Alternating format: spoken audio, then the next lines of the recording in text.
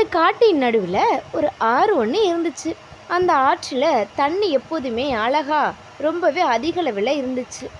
யானை கூட்டங்கள் தண்ணிக்காக காட்டில் அங்கும் இங்கும் தேடி அலைஞ்சிக்கிட்டு இருக்கும்போது அந்த யானை கூட்டங்களோட கண்ணுக்கு இந்த ஆறு தென்பட்டுச்சு.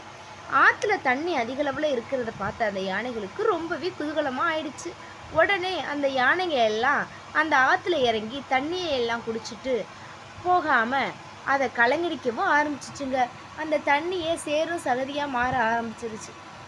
அப்போது பக்கத்தில் வாழ்ந்து வந்த ஒரு எறும்பு கூட்டம் எல்லாம் சேர்ந்து, இது எல்லாத்துக்கும் பொதுவான ஆறு, இந்த காட்டில் இருக்கிற எல்லா மிருகங்களுமே இந்த தண்ணியை தான் குடித்து உயிர் வாழ்கிறாங்க. அப்படி இருக்கும்போது நீங்கள் இந்த தண்ணியை எப்படி கலங்கடிக்கலாமா அப்படின்னு கேட்டுச்சுங்க. மேலும் இவ்வாறு நீங்கள் செய்யாதீங்க, இதனால் பாதிக்கப்படுறது இந்த காட்டில் வாழ்கிற அனைத்து மிருகங்கள் மட்டுமின்றி நீங்களும் தான் பாதிக்கப்படுவீங்க அப்படின்னு சொன்னிச்சுங்க எறும்பு கூட்டங்கள். ஆனால் உருவத்தில் சிறியதான அந்த எறும்புகள் கூறியதை உருவத்தில் பெரியதான அந்த யானைகள் காதில் வாங்கவே இல்லை. இதெல்லாம் எறும்பு சொல்லி நம்ம கேட்கணுமா அப்படின்னு ஒரு ஆணவத்தில் யானைகள் எல்லாம் சேர்ந்து அந்த தண்ணியை மேலும் மேலும் கடைங்களிக்க ஆரம்பிச்சிச்சுங்க. இதை பார்த்து அந்த எறும்புகளுக்கு ஒரே கோபமாக வந்துச்சு.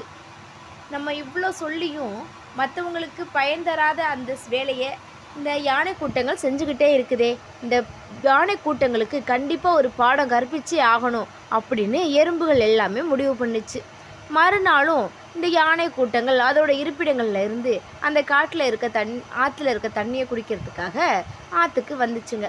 அப்போதைக்கு இந்த எறும்பு கூட்டங்கள் எல்லாமே இலைகளால் ஒரு படகு செஞ்சு அந்த படகுல தண்ணியில் மிதக்க ஆரம்பிச்சிச்சுங்க.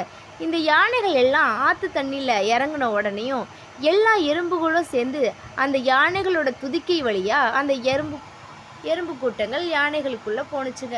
உள்ள போன அந்த எறும்புகள் யானைகளை அங்கும் இங்கும் கடிக்க ஆரம்பிச்சிச்சு. எறும்பு கடியை தாங்க முடியாத யானைகள் வழி பொறுக்க முடியாமல் அங்கே காட்டுப்பகுதியில் தறி கட்டி எல்லா பக்கமே ஓட ஆரம்பிச்சிச்சுங்க.